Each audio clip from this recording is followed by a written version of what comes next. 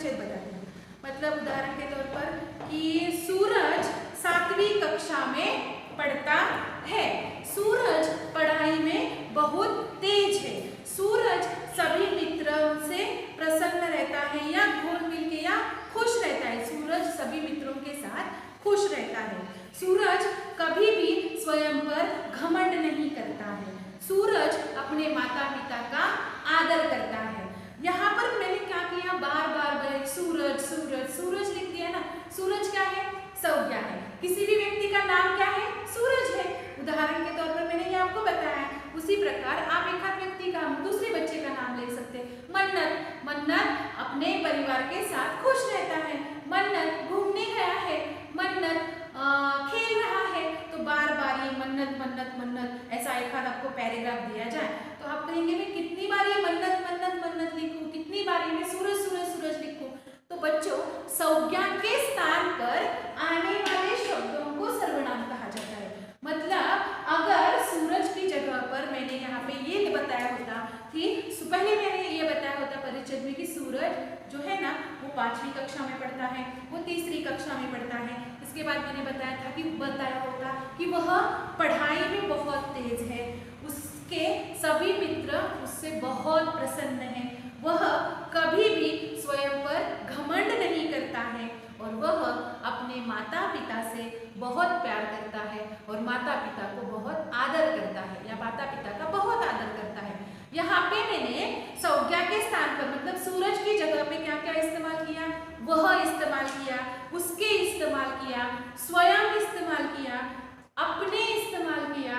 तो बच्चों, ऐसा जो होता है ना, संज्ञा के स्थान पर जो शब्द डाला जाता है उसे हम क्या कहते हैं, सर्वनाम कहते हैं। अब यहाँ पे देखिए, उदाहरण के तौर पर मैंने यहाँ पे बताया है मैं, हम, तुम, यह, वह, कोई, उसके, उससे, स्वयं, ये क्या है बच्चों, सर्वनाम है। तो ये संज्ञा के स्थान पर दिए गए हैं ना। या बार बार यहाँ पे अगर मैं लिखता हूँ, यहाँ पर भी सूरज आएगा, यहाँ पर मन्नत आएगा, यहाँ पे दूसरा कोई आएगा, यहाँ पे माँ आएगी, यहाँ पे बाबूजी आएंगे। मतलब यहाँ पर सिर्फ और सिर्फ हम सोचेंगे कि मुझे संज्ञा ही लिखनी है, मुझे नाम ही लिखना है, तो ये संभव नहीं है बच्चों। संज्ञा के स्थान पर आने वाले शब्दों को क्या कहा जाता है, तो सर्वनाम कहा जाता है बच्चों। तो आपको अभी समझ में ही आया होगा कि सर्वनाम किसे कहते हैं।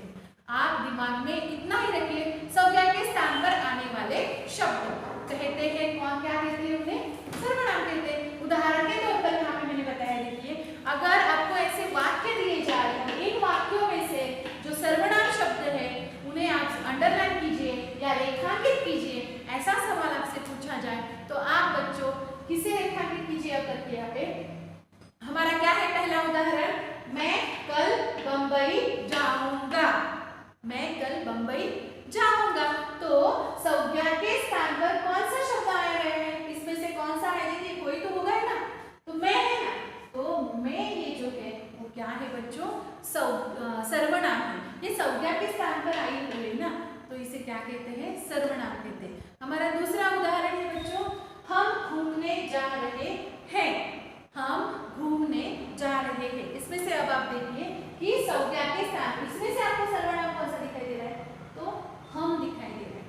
मतलब संज्ञा है यहाँ पे, किसी का नाम है यहाँ पे नहीं, तो संज्ञा के स्थान पर जो शब्द मतलब हम आया गया है, इसे हम बच्चों सर्वनाम कहते हैं। सर्वनाम आपको पहली कक्षा से लेकर 10वीं कक्षा तक, 12वीं तक आप अगर एमपीएससी कोई भी एग्जाम करते हो तो आपको व्याकरण आना बहुत ही जरूरी होता है। इसलिए बच्चों पहला बेस क्या होता है, संज्ञा, सर्वनाम, विशेषण, तो आपको ये आना जरूरी है बच्चों।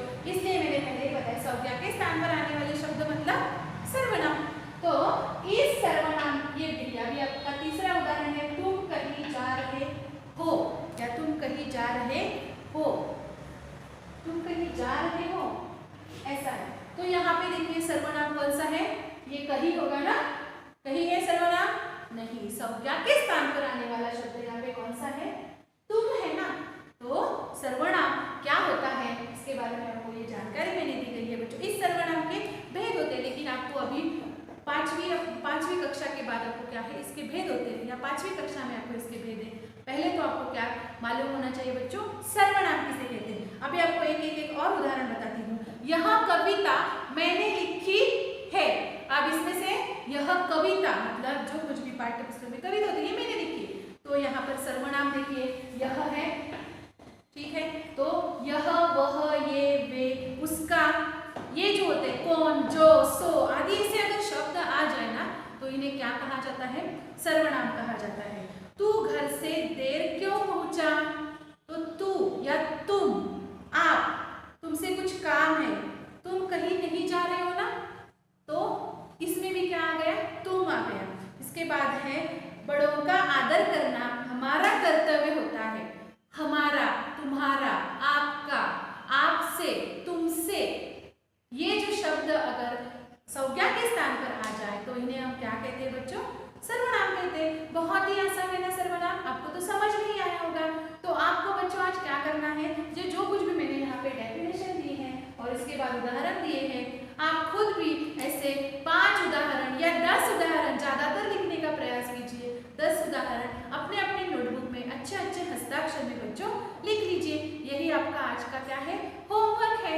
धन्यवाद बच्चों।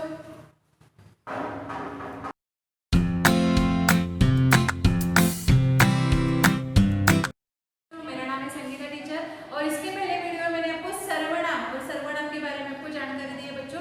तो इस सर्वनाम के बच्चों 6 भेद होते हैं। कितने होते हैं, 6 मतलब 6 भेद है इसके। सर्वनाम के 6 भेद होते हैं। सर्वनाम की आपको परिभाषा अभी ज्ञात ही हुई होगी कि संज्ञा के स्थान पर आने वाले शब्दों को क्या कहा जाता है, सर्वनाम कहा जाता है। और इसके उदाहरण भी मैंने अपने पहले वाले वीडियो में आपको दिए गए हैं बच्चों। आपने अपना अपना होमवर्क किया ही होगा, है ना बच्चों। तो देखिए आज मैं आपको पढ़ाने वाली हूँ कि इस सर्वनाम के 6 भेद होते हैं, लेकिन इसमें से मैंने सिर्फ यहाँ पे 2 ही लिखे हैं।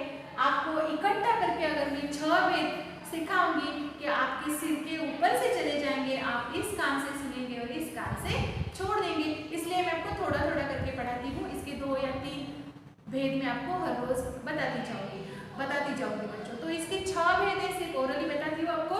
पुरुषवाचक सर्वनाम, निश्चयवाचक सर्वनाम, अनिश्चयवाचक सर्वनाम, संबंधवाचक सर्वनाम, प्रश्नवाचक सर्वनाम और निजवाचक सर्वनाम बच्चों। तो आज मैं सिर्फ ये 2 ही लेने वाली हूँ, इसलिए मैंने यहाँ पे सिर्फ 2 लिखे हैं, लेकिन कुल मिला के इसके कितने भेद है, 6 भेद होते हैं बच्चों। तो आज मैं पहले वाला जो है वो पढ़ाने वाली हूँ, जिसका नाम है पुरुषवाचक सर्वनाम। इसकी डेफिनेशन मैंने यहाँ पे लिखी है बच्चों। आप भी अपने अपने नोटबुक में अच्छे हस्ताक्षर में लिखिए। एक बार व्याकरण आपका परफेक्ट हो गया तो आपको आगे चलकर कोई दिक्कत नहीं आएगी। इसलिए परिभाषा, उसके उदाहरण अच्छे अच्छे हस्ताक्षर में लिख लीजिए बच्चों। तो ये पहले ही मैंने बताया, बोलने वाले, सुनने वाले तथा जिसके विषय में बात होती है उनके लिए प्रयोग किए जाने वाले सर्वनाम पुरुषवाचक सर्वनाम कहलाते हैं। अभी मैं बोल रही हूँ आप सुन रहे हैं, और जिसके विषय में बात होती है उन सबके लिए ना एक शब्द होता है, उनके लिए जो सर्वनाम व्यक्त किया जाता है या बोला जाता है उसे क्या कहा जाता है, पुरुषवाचक सर्वनाम कहा जाता है। मतलब मैं अगर खुद के लिए बोल रही हूँ तो मैं क्या कहूँगी, मैं आपको पढ़ा रही हूँ, इसमें मैं, ये क्या हो गया, सर्वनाम हो गया। तो इसे आप क्या कहेंगे, पुरुषवाचक सर्वनाम कहेंगे। तो बोलने वाले, सुनने वाले तथा जिसके विषय में बात होती है उनके लिए जो सर्वनाम इस्तेमाल किया जाता है उसे क्या कहते हैं बच्चों, पुरुषवाचक सर्वनाम कहते हैं। बोलने वाला होता है, उसमें आप सुनने वाले होते हैं, और जिसके विषय में बातें चल रही है, मतलब वहां पर एक लड़का खड़ा है तो एक लड़के के विषय में बातें कर रही हूँ ना, वहां पे बच्चे बैठे हैं वहां पर, ठीक है, तो किसी के बारे में वहां पर जानकारी दी जाती है, उसका, उसका, इसका, उसका, उस, यह, वह। तो यहाँ पर देखिए बच्चों, आप, आपका, आपकी पढ़ाई हुई, आपने क्या सीखा आज, मैं आपके लिए बातचीत कर रही हूँ ना। तो बोलने वाला, सुनने वाला या किसी भी और विषय के बारे में हम जब बोलते हैं तो वहाँ पे जो सर्वनाम इस्तेमाल किया जाता है उसे बच्चों पुरुषवाचक सर्वनाम कहा जाता है। अब इस पुरुषवाचक सर्वनाम के 3 भेद हैं, इसलिए मैं आपको थोड़ा थोड़ा करके पढ़ा रही हूँ। पहले हमने देखा सर्वनाम के 6 भेद होते हैं। सर्वनाम में से मैंने इस 6 भेद में से पहला मैंने सर्वनाम लिया है जिसका नाम है पुरुषवाचक सर्वनाम, और इस पुरुषवाचक सर्वनाम के बच्चों 3 भेद होते हैं। उसमें पहला है उत्तम पुरुष, दूसरा है मध्यम पुरुष और तीसरा है बच्चों अन्य पुरुष।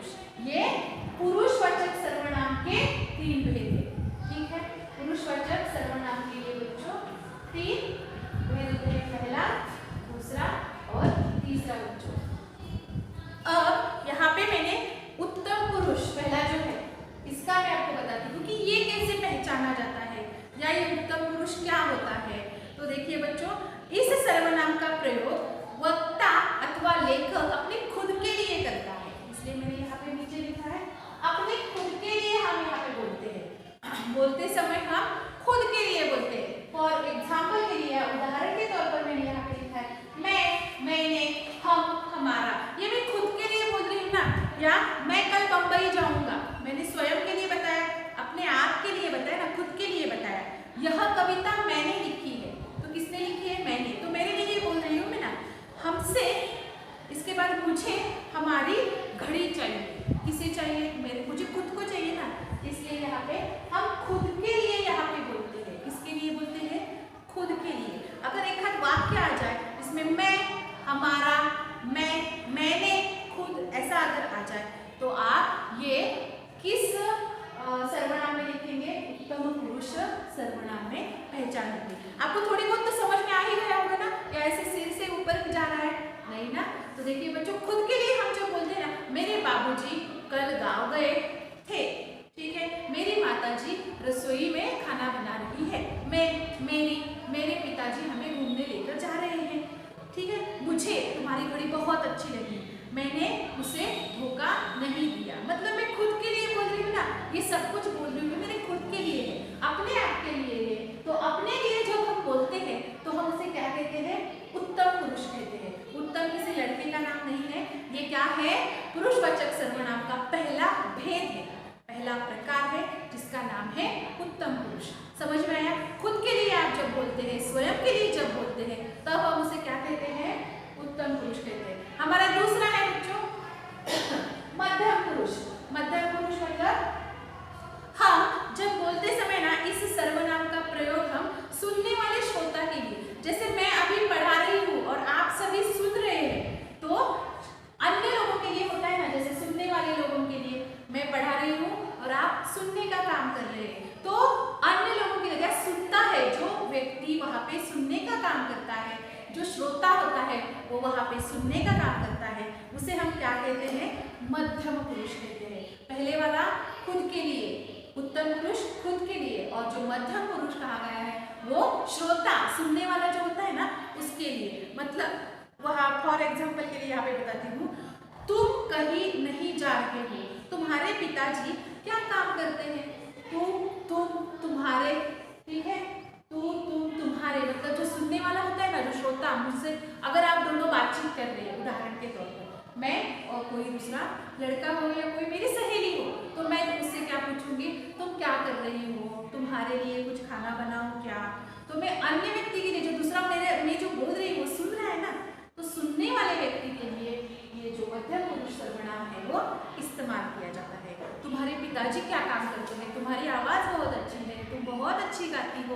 मतलब आप जब दूसरे के लिए, जो सुनता है उसके लिए बोलते हैं, तब हम उसे क्या कहते हैं बच्चों? तो तुम, तुम्हारे, अगर एक आध शब्द, एक आध सेंटेंस या एक आध वाक्य में तुम, तुम्हारे आ जाए तो आप समझ लेना ये मध्यम पुरुष है, ठीक है। अब हमारा तीसरा रह गया है बच्चों, वो है अन्य पुरुष। अन्य पुरुष किसे कहते हैं? इस सर्वनाम शब्द का प्रयोग श्रोता किसी अन्य व्यक्ति के लिए करता है। पहले हो गया खुद के लिए, दूसरा हो गया सुनने वाला व्यक्ति, मेरे पास खड़ा है, मेरी सहेली खड़ी, तो मुझसे सुनता है इसलिए। अब तीसरा हो गया अन्य व्यक्ति, वो हमारे पास नहीं होती, वो मुझसे सुन नहीं होती, हम बोल रहे होते तो अन्य व्यक्ति के बारे में बोल रहे होते। फॉर एग्जाम्पल के लिए, वह कल विद्यालय में नहीं आया था, ठीक है, उन्होंने अपना काम नहीं किया था, तो वह सुन रहा है? नहीं। वह ना कल नहीं आया था, उन्होंने खुद का काम कुछ नहीं किया, उससे कुछ मत कहना, उसे कुछ मत बताना, तो ये अन्य व्यक्ति है ना। मैं जिसके बारे में बोल रही हूँ मेरे सामने है, वो मैं जो बोल रही हूँ सुन रहा है? नहीं। तो इसीलिए जब हम अन्य व्यक्ति के लिए कहते हैं तब हम क्या कहते हैं बच्चों? अन्य पुरुष कहते हैं। इसलिए मैंने यहाँ पे लिखा है अन्य व्यक्ति के लिए जो कहा जाता है उसे अन्य पुरुष कहा जाता है। इसमें वह, वे, उसे, ये क्या होते हैं? उदाहरण होते हैं। तो बच्चों इतना ही समझ लीजिए कि आज आपको क्या पढ़ना है? सर्वनाम का भेद। सर्वनाम के भेद में से पहला पुरुषवाचक है, उसके 3 भेद है, उत्तम पुरुष, मध्यम पुरुष और तीसरा है उसका अन्य पुरुष। अभी मैंने ये आपको पढ़ाया है, ये अपने नोटबुक में अच्छे हस्ताक्षर में लिखिए। और ये जो दूसरा वाला है निश्चयवाचक सर्वनाम, ये बहुत ही आसान है, इसके भेद नहीं है बच्चों, ठीक है, डरिए मत, नहीं तो आप कहेंगे अरे बाबा, हर एक अगर भेद के एक या तीन चार अगर भेद हुए तो हमारे तो सिर के ऊपर जाएगा। तो बच्चों यहाँ पे देखिए निश्चयवाचक सर्वनाम किसे कहा जाता है? जो सर्वनाम शब्द किसी निश्चित व्यक्ति, वस्तु अथवा घटना की ओर संकेत करते हैं उसे निश्चयवाचक सर्वनाम कहा जाता है। अब आप कहेंगे कि निश्चित घटना मतलब वहां पे कोई खड़ा है, यह एक लड़का आए, यहाँ से यह आए, इसमें वह आए, ये वे, ये एक निश्चित वस्तु हमें अगर मेरे सामने आप देखिए यहाँ पे ये क्या है मैं बताऊंगी, ये क्या है? ये डस्टर है, ये निश्चित वस्तु है, ये मेरे सामने है, ठीक है। वह क्या है? तो वह ये देखिए, यह क्या है? यह चौक है, यह फल है, ऐसा हम बोलेंगे ना। तो यह मेरा घर है, ये फल मीठे हैं, फल में फल के पास होंगी और मैं बोलूंगी यह जो फल है ना बहुत मीठा है, ये फल मुझे बहुत पसंद है, ऐसा मैं कहूँगी। यह लड़का आ रहा है या वह लड़का आ रहा है, मेरे नजदीक है, मतलब मुझे किसी निश्चित वस्तु, व्यक्ति के बारे में या घटना या संकेत के बारे में अगर जानकारी मिले तो उसे हम क्या कहते हैं बच्चों? निश्चयवाचक सर्वनाम। तो इसके मैंने यहाँ पे उदाहरण दिए हैं, यह, वह और वे। इसमें हमें ये पता चलता है निश्चित वस्तु की जानकारी मिलती है। तो आप इसकी डेफिनेशन मन में सोच सकते हैं ना, निश्चित वस्तु की जानकारी जिस सर्वनाम से मिलती है उसे हम बच्चों क्या कहते हैं? निश्चयवाचक सर्वनाम, ठीक है। इसके कोई भी भेद नहीं है, इसलिए मैं आपको दो करके क्या कर रही हूँ, आपको दो करके सर्वनाम के भेद स्पष्ट करती जा रही हूँ। अपने नोटबुक पे बच्चों ये अच्छी तरह से लिख लीजिए। अगर आप क्या कीजिए, इसके उदाहरण पे लिख लीजिए यहाँ पर जो है, और इसका भी जो 3 या 4 होंगे, यह मेरा घर है, वह लड़का आ रहा है, वे फल मीठे हैं। आप ऐसे उदाहरण लिख लीजिए तो आपको समझ में आ जाएगा कि ये जो सर्वनाम है इनके क्या क्या उदाहरण होते हैं या अच्छे से, ठीक है। तो आपको समझ में आया होगा। तो बच्चों आपको यही होमवर्क है, और समझ में नहीं आया तो बार बार पढ़िए, आपको समझ में आएगा। वीडियो भी बार बार देखिए, ठीक है बच्चों। धन्यवाद बच्चों।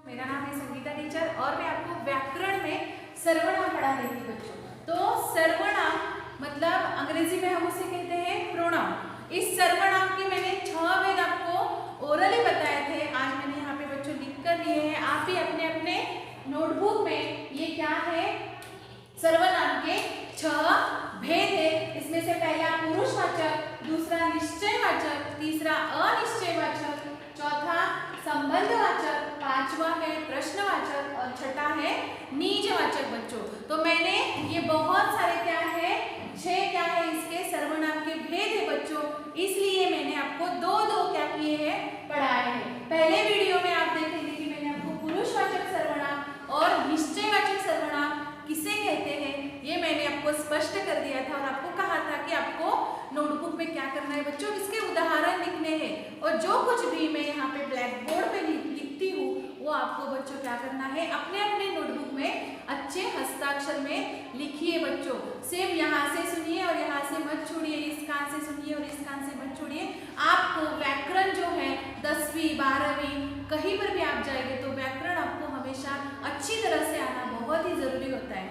इसलिए मैंने आपको बताया था कि इसके बाद मैंने बताया था कि पुरुषवाचक सर्वनाम के 3 भेद होते हैं। कौन कौन से होते हैं, याद है या भूल गए? तो पुरुषवाचक सर्वनाम के 3 भेद होते हैं। पहला था उत्तम पुरुष, दूसरा था इसके बाद मध्यम पुरुष और तीसरा था वो था अन्य पुरुष। इसके बाद मैंने आपको पढ़ाया था कि निश्चयवाचक मतलब निश्चित व्यक्ति वस्तु का हमें जब बोध होता है तब ये निश्चयवाचक सर्वनाम इस्तेमाल किया जाता है। मतलब जिस सर्वनाम द्वारा निश्चित वस्तु या व्यक्ति का हमें बोध होता है, इसलिए हमने कहा था कि यह निश्चयवाचक सर्वनाम क्या किया जाता है बच्चों, तो इस्तेमाल किया जाता है। इसलिए मैंने उदाहरण दिया था, यह मेरा घर है। आपको निश्चयवाचक सर्वनाम में पता चलता है कि ये वस्तु व्यक्ति कौन है, यह मेरा घर है खुद का।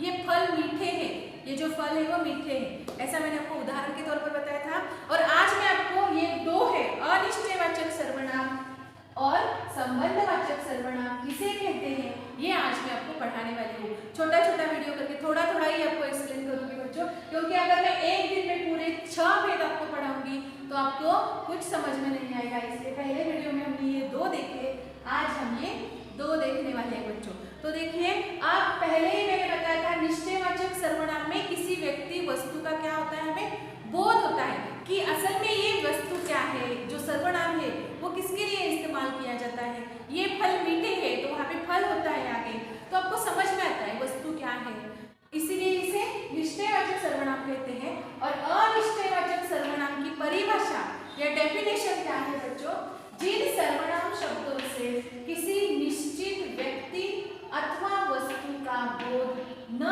हो उन्हें हम क्या कहते हैं, अनिश्चयवाचक सर्वनाम कहते हैं। मतलब यहाँ पे मैंने कहा था निश्चयवाचक में हमें पता चलता है कि वो उचित वस्तु क्या है अथवा वो व्यक्ति क्या है, इसके बारे में हमें मालूम होता है। लेकिन अनिश्चयवाचक सर्वनाम में हमें उन व्यक्ति अथवा वस्तु का बोध नहीं होता है बच्चों। आपको डेफिनेशन में ही समझ में आएगा, निश्चित व्यक्ति अथवा वस्तु का बोध अनिश्चयवाचक सर्वनाम में बच्चों नहीं होता है, ये याद रखिए। फॉर एग्जाम्पल के लिए मैं आपको बताती हूँ, यहाँ पे मैंने दो उदाहरण लिखे हैं। देखिए, बाहर कोई खड़ा है। अब आप मुझे बताइए, बाहर कोई खड़ा है, ये क्या है, अनिश्चयवाचक सर्वनाम है। मतलब आप एग्जैक्टली बता सकते हैं कि बाहर दादाजी आए हैं, बाहर दादाजी आए हैं, तो आपको निश्चयवाचक में आ जाएगा ना, तो आपको पता चलता है बाहर दादाजी आए हैं मतलब वो व्यक्ति असल में कौन है, कौन आया है, इसके बारे में आपको पता चलता है। लेकिन अनिश्चयवाचक, बाहर कोई आए हैं, मुझे तो मालूम ही नहीं, मतलब कौन आया है ये मैं नहीं जानता, तो मुझे उस व्यक्ति का बोध हो रहा है, नहीं हो रहा है। बाहर कोई तो आया है, तो ये क्या है बच्चों, अनिश्चयवाचक सर्वनाम का भेद है। मतलब सर्वनाम के भेद में से ये अनिश्चयवाचक सर्वनाम में आता है। अगर आपको ऐसे उदाहरण दिए जाए और ऐसे अंडरलाइन करके एक आध शब्द दिया जाए और आपको पूछा जाए कि ये सर्वनाम के कौन से भेद में आता है, तब आपको अनिश्चयवाचक सर्वनाम में आता है, ये लिखना जरूरी है। इसलिए आपको पहले अनिश्चयवाचक सर्वनाम कैसे लिखते हैं ये आना भी बहुत जरूरी है बच्चों। अभी आप 5वीं कक्षा में गए हैं तो आपको अनिश्चयवाचक निश्चयवाचक कैसे लिखते हैं ये लिखना भी बहुत ही जरूरी है। इसके बाद मैं और एक उदाहरण बताती हूँ। माँ बाजार से बहुत कुछ लाई है, माँ बाजार से बहुत कुछ लाई है, मतलब असल में क्या लाई है आपने देखा है नहीं, ढेर सारा कुछ ना कुछ लेकर आई है, बहुत कुछ लाई है। तो ये जो बहुत कुछ है ना, ये भी क्या होता है, अनिश्चयवाचक में आता है। इसके बाद यहाँ पे और एक दिया है, दूध में कुछ गिर गया है। दूध में क्या हो गया है, कुछ गिर गया है, कुछ गिर गया है। आपको मालूम है असल में क्या गिर गया है, नहीं, उस वस्तु का आपको बोध हो रहा है कि उसमें क्या गिरा है, दूध में नहीं हो रहा है, इसलिए इसे क्या कहा जाता है, अनिश्चयवाचक सर्वनाम बच्चों कहा जाता है। क्योंकि हमें पता ही नहीं चल रहा है कि दूध में कुछ तो गिरा है, लेकिन कुछ तो दूध में गिरा है। माँ ने बाहर से बहुत कुछ लाया है, क्या लाया है ज्ञात नहीं हो रहा है ना, तो इसलिए माँ ने बाहर से बहुत कुछ, ये क्या है, अनिश्चयवाचक सर्वनाम में आता है। और इसके बाद है, देखो इस सुनसान रास्ते से कोई आ रहा है। मतलब देखिए, इस सुनसान रास्ते से ना कोई आ रहा है, असल में आपको उसका नाम मालूम है नहीं, लेकिन कोई तो इस सुनसान रास्ते से आ रहा है। तो ऐसे जो शब्द होते हैं ना, कोई खड़ा है, इसके बाद दूध में कुछ गिर गया, अगर ऐसे वाक्य में शब्द आ जाए तो आप समझ लेना कि ये अनिश्चयवाचक सर्वनाम का उदाहरण है बच्चों। तो आपको इसी से समझ, या अगर आप यहाँ पे, मैं यहाँ पे लिखती हूँ, कुछ भी आ जाए आपके वाक्य में या बहुत कुछ आ जाए, तो आप समझ लेना कि क्या है, ये अनिश्चयवाचक सर्वनाम का ही उदाहरण है। ये मैंने उदाहरण के लिए आपको दिया है, तो आपको समझ में आया होगा। आप अपने अपने नोटबुक में अच्छे हस्ताक्षर में बच्चों डेफिनेशन और उनके वाक्य लिख लीजिए। तो आपको अनिश्चयवाचक सर्वनाम तो समझ में ही आया होगा कि अनिश्चयवाचक सर्वनाम में आपको वस्तु अथवा व्यक्ति का बोध नहीं होता कि असल में वो कौन सी व्यक्ति है या कौन आया है या वस्तु कौन सी है, इसके बारे में आपको पता नहीं चलता है, इसलिए इसे नाम दिया है बच्चों अनिश्चयवाचक सर्वनाम। अभी हमारा चौथा है संबंधवाचक सर्वनाम। यहाँ पे मैंने इसकी परिभाषा लिखी है। संबंधवाचक सर्वनाम किसे कहते हैं? तो जिन सर्वनाम शब्दों का संबंध दूसरे सर्वनाम शब्दों से प्रकट होता है उन्हें संबंधवाचक सर्वनाम कहते हैं। अब आप कहेंगे क्या संबंध प्रकट होता है? कुछ तो समझ में ही नहीं आया। मतलब एकांत वाक्य दिया जाए, जिसने गुलाबी कमीज पहनी है, सिर्फ इतना ही मैंने वाक्य कहा जाए, जिसने गुलाबी कमीज पहनी है, और आगे का वाक्य आपको समझ में ही नहीं आएगा ना, ठीक है? तो वाक्य पूरा होना जरूरी है, इसलिए यहाँ पे बताया गया है कि सर्वनाम शब्दों का संबंध दूसरे सर्वनाम शब्दों से प्रकट होता है, उन्हें संबंधवाचक सर्वनाम कहते हैं। आगे कोई ना कोई वाक्य होगा ना, आपको भी लग रहा है ना, जिसने गुलाबी कमीज पहनी है, उसने क्या, उसका नाम श्याम है। समझ में आया आपको? तो एक सर्वनाम का दूसरे सर्वनाम के साथ संबंध होता है ना। अगर सिर्फ जिसने ही लिखा होता तो आपको समझ में आता कि ये क्या वाक्य है, वाक्य पूरा कर पाते आप? नहीं कर पाते। इसके बाद है जो पढ़ाई करता है वही परीक्षा में अव्वल आता है, या सिर्फ मैं यहाँ पे ऐसा लिखूं जो पढ़ाई करता है, लेकिन उसका दूसरे सर्वनाम से संबंध है ना, जो, वही। तो ऐसे वाक्य में यहाँ पे मैंने ये उदाहरण दिए, जिसने, उसका, जो, उसकी या वही, ऐसे अगर क्या आ जाए, शब्द आ जाए वाक्य में, तो आप समझ लेना कि ये संबंधवाचक सर्वनाम ही है। और एक मैंने वहां पे उदाहरण दिए बच्चों कि ये देखिए, जो पढ़ाई करता है वही परीक्षा में अव्वल आता है या प्रथम आता है। तो जो पढ़ाई करता है वही क्या होता है, या पास होता है, ऐसा आप लिख सकते हैं। इसके बाद यहाँ पे और एक उदाहरण दिए मैंने, जो जीता वही सिकंदर, मतलब जो जीता है वही क्या होता है, सिकंदर। वाक्य में आ गए है ना जो। अब यहाँ पे देखिए एक वाक्य जो और वही, वही भी आया है, तो एक जो यहाँ पे सर्वनाम है इसका दूसरे सर्वनाम के साथ संबंध है ना, मतलब ये जो दो सर्वनाम है ये एक दूसरे पर क्या है, डिपेंड होते हैं ना, इसलिए इन्हें क्या कहा जाता है कि एक सर्वनाम शब्द का दूसरे सर्वनाम शब्द से संबंध होता है।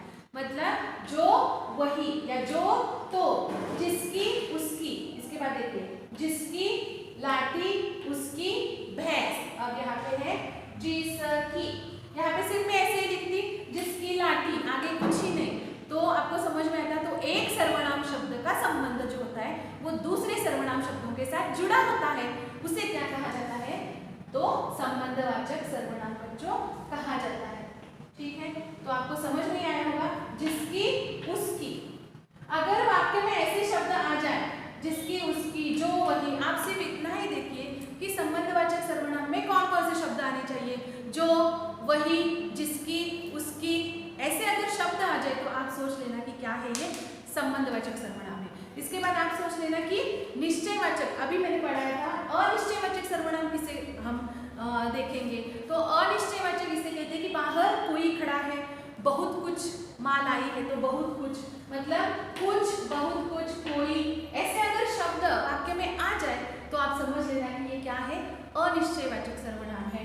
और यहाँ पे मैंने निश्चयवाचक आपको बताया था, यह मेरा घर है, यह, वह, ये, वे, अगर ऐसा कुछ आ जाए तो आप समझ लेना कि ये निश्चयवाचक सर्वनाम है। और पुरुषवाचक के मैंने आपको 3 भेद क्या किए थे, स्पष्ट किए थे, खुद के लिए, सुनने वाले के लिए और अन्य व्यक्ति के लिए। आपको अभी ज्ञात ही होगा या याद आया होगा। तो बच्चों आज आपको होमवर्क के लिए क्या करना है, ये जो कुछ भी यहाँ पे मैंने डेफिनेशन लिखे वो भी लिखने हैं, और खुद क्या कीजिए, 2-2 उदाहरण और एक एक्स्ट्रा 2-2 उदाहरण आप ये शब्द बीच में डालकर लिख लीजिए। कितना आसान है बच्चों। तो आपको ये सर्वनाम के 4 भेद आज मैंने आपको पढ़ाए हैं पहले वीडियो में, और आज के वीडियो में मिलाकर आपको 4 हो गए, बाकी के हम दूसरे वीडियो में देखेंगे बच्चों। धन्यवाद।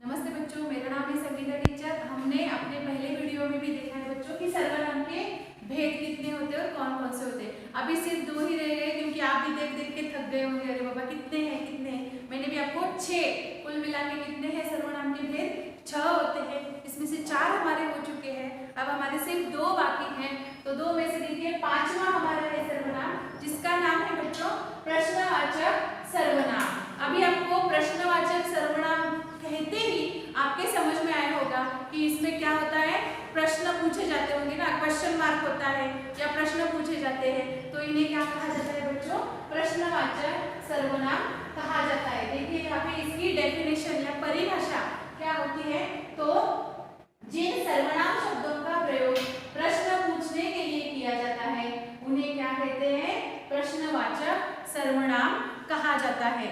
मतलब यहाँ पर देखिए उदाहरण दिया है, जिन सर्वनामों का प्रयोग प्रश्न पूछने के लिए किया जाता है उसे हम क्या कहते हैं बच्चों, कि प्रश्नवाचक सर्वनाम कहते हैं। अब देखिए मैंने यहाँ पे उदाहरण दिया है, तुम कहाँ रहते हो।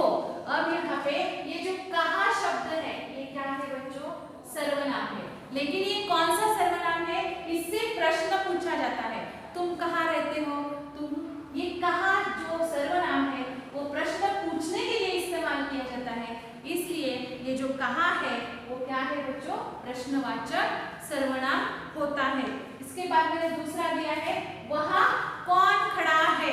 अब मुझे बताइए इस वाक्य में से आपको कौन यह शब्द प्रश्नवाचक के लिए दिखाई दे रहा होगा, कि कौन, मतलब वो क्या करते हैं, सवाल पूछते समय कहाँ, कौन, किसने, ऐसे क्या करते हैं, शब्द इस्तेमाल करते हैं, तो इन्हें क्या कहा जाता है, तो प्रश्नवाचक सर्वनाम कहा जाता है। बहुत ही आसान है, आपके सेंटेंस में आप देखेंगे, यहाँ पे सेंटेंस है और यहाँ पे आप देखेंगे कि कहाँ, कौन, किसने, इससे हमें क्या पूछा जाता है, प्रश्न पूछा जाता है। अगर आपको वाक्य दिए जाए और आपको कहा जाए कि ये जो शब्द है कहाँ, कौन, किसने, या सिर्फ यहाँ पे कहाँ हो और आपको पूछा जाए कि ये कौन से सर्वनाम का भेद है, तो आप कहेंगे कि ये प्रश्नवाचक सर्वनाम में आता है, क्योंकि सिर्फ इतना ध्यान दीजिए, प्रश्न पूछा जाता है, कहाँ, कौन, किसने, इसके बाद क्या कर रहे हो, तुम क्या कर रहे हो, तो मैं खाना खा रहा हूँ,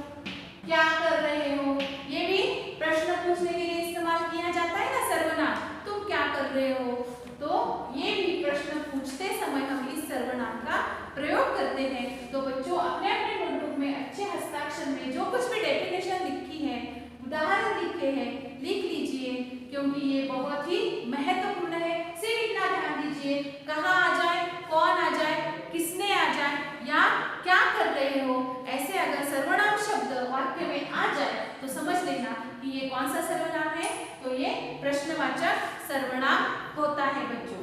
इसके बाद देखिए अभी हमारा छठा रह गया है सर्वनाम, इसका नाम है बच्चों निजवाचक सर्वनाम।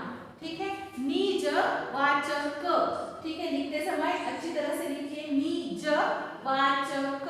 अब यहाँ पे मैंने थोड़ा सा इस शब्द का यहाँ पे क्या किया है, एक्सप्लेनेशन किया है। निज मतलब अपना, स्वयं, खुद का, और बोध मतलब ज्ञात कराना या ज्ञान कराना। मतलब वाचक का अर्थ यहाँ पे बोध है, मतलब अपनेपन का बोध कराना, इसे क्या कहते हैं बच्चों, तो निजवाचक सर्वनाम कहा जाता है। कि अगर देखिए कौन से भी अपने वाक्य में कहाँ पर भी अपने आप ही, स्वयं, खुद ऐसे शब्द आ जाए तो आप समझ लेना कि क्या है, ये निजवाचक सर्वनाम होते हैं।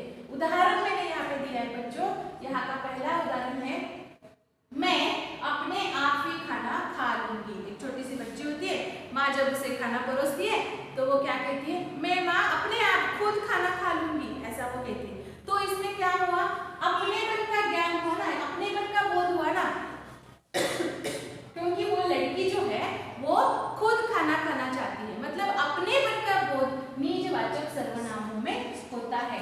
तो यहाँ पे देखिए अपने आप, ये जो शब्द है वो निजवाचक सर्वनाम में आता है। उसी प्रकार मैंने दूसरा उदाहरण दिया है इसका, यहाँ पे मैंने दूसरा उदाहरण दिया है, वो है हमें अपना काम खुद करना चाहिए। अब खुद करना मतलब स्वयं करना ना, ये भी अपनेपन का बोध कराता है। तो इसीलिए अगर एकाध वाक्य में हमें अपना काम खुद करना चाहिए और खुद शब्द के नीचे रेखाएं खींची जाए और आपको सवाल पूछा जाए कि ये कौन से सर्वनाम के भेद में आता है, तो जवाब क्या होना चाहिए, निजवाचक, क्योंकि अपनेपन का बोध करा रहा है ना, वो खुद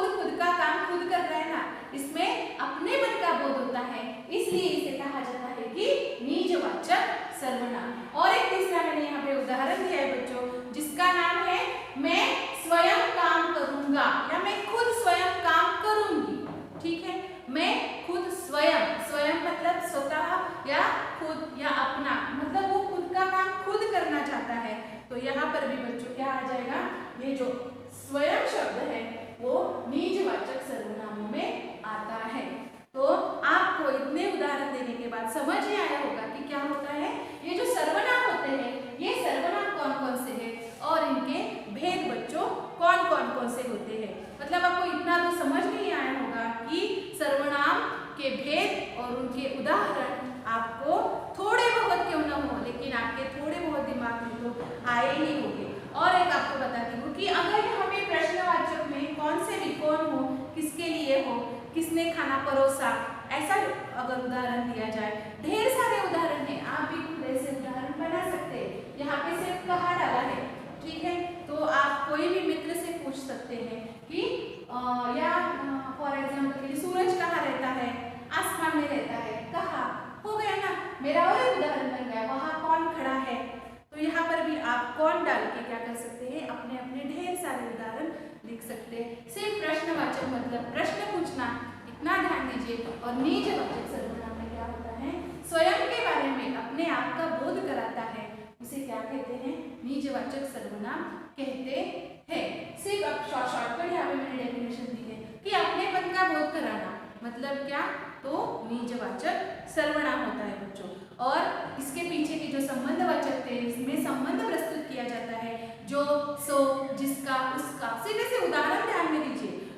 अनिश्चयवाचक में क्या होता है, अनिश्चयवाचक में क्या बताया मैंने, बाहर कोई खड़ा है, कोई, कुछ, तो, बहुत कुछ, अगर ऐसा वाक्य में आ जाए तो वो होता है अनिश्चयवाचक सर्वनाम। निश्चयवाचक सर्वनाम में हमें पता चलता है कि ये किसके लिए बताया गया है, यह मेरी किताब है, यह मेरी किताब है।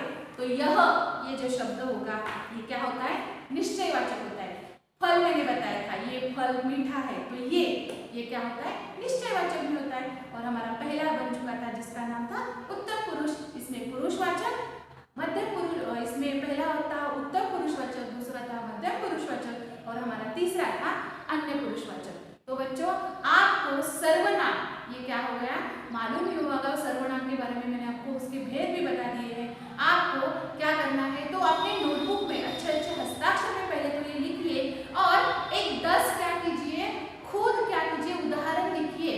और उदाहरण लिखने के बाद वो कौन से भेद में आते हैं, ये उसके आगे उसका जवाब लिखिए। फॉर एग्जाम्पल के लिए यहाँ पर जैसे मैंने उदाहरण लिखे हैं ना, ऐसे ही आप 10 हर एक जो हमारा हर एक सर्वनाम के भेद थे ना, उसमें से दो लिख लीजिए।